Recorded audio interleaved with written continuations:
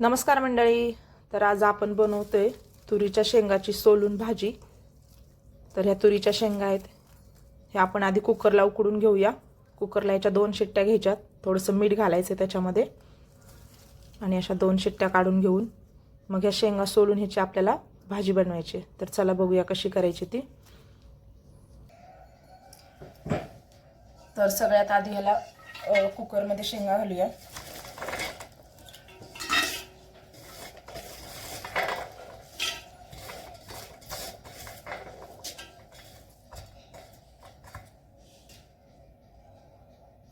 तर आता याच्यामध्ये आपण मीठ घालूया आणि याच्यामध्ये पाणी घालू आपण. तर 1.5 तांब्या पाणी घालायचे. तर मगाशी जे आपण कुकरला तुरीच्या शेंगा लावल्या होत्या त्याच आता आम्ही सोलून घेतोय. तर थोड्याशा राहिल्यात तुम्हाला दाखवण्यासाठी. तर अशा सोलायच्या असतात त्या शेंगा, अशा प्रकारे त्याचे बिये निघतात.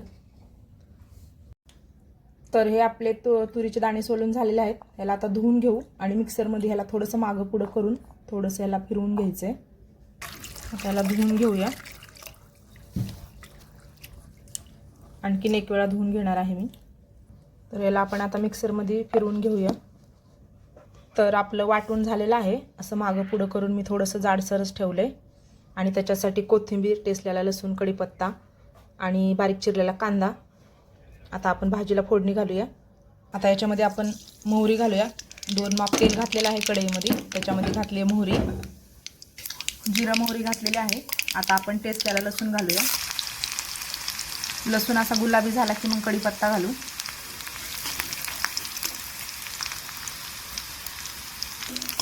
तर आपला लसूण छान असा तळलेला आहे. याच्यामध्ये आपण कढीपत्ता घालूया.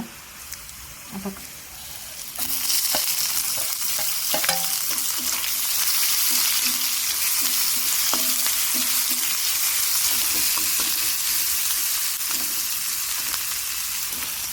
कांदा पण आपल्याला चांगला गुलाबी रंगावरती परतून घ्यायचा आहे.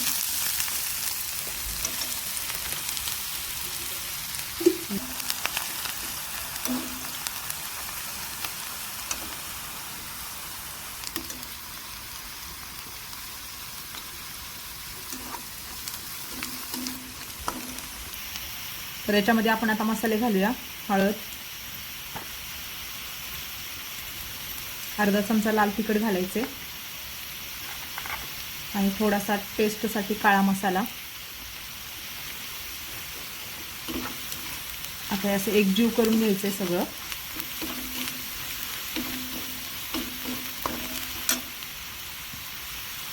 आणि याच्यामध्ये तुरीचे सोललेले दाणे घालायचे. बघू शकताय तुम्ही, जास्त बारीक नाही वाटलेलं, थोडंसं जाडसरच ठेवले. तर करताना तुम्ही पण असंच करा.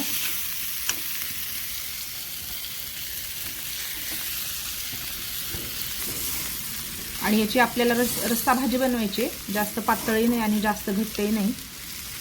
त्याच्याचा गरम पाणी लागेल.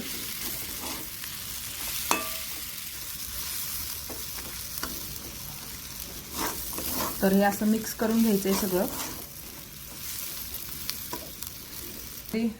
आपण आता गरम पाणी घालूया.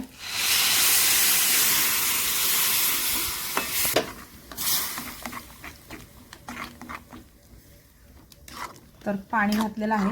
आपण आणखीन थोडंसं याच्यामध्ये पाणी घालणार आहोत, कारण की भाजी थंड झाली की घट्ट होती. तर बघू शकताय, भाजी आपली जास्त घट्टही नाही आणि जास्त पातळही नाही. याच्यामध्ये आपण आता चवीपुरतं मीठ घालूया. शेंगदाण्याचं कूट घालते मी.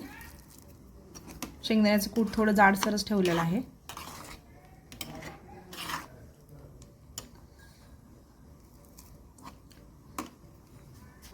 त्या भाजीला वरून आपण थोडासा तडका देणार आहोत. तर मी 1 माप तेल घातलेलं आहे आणि याच्यामध्ये आपण लाल तिखट घालूया, म्हणजे भाजीला छान असा कलर येईल.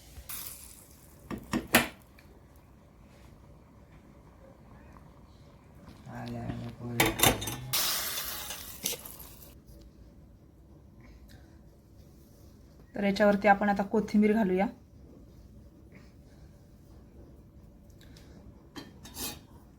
तर बघू शकता आपली भाजी तयार झालेली आहे. तर तुम्ही पण नक्की करून बघा तुरीच्या शेंगाची भाजी.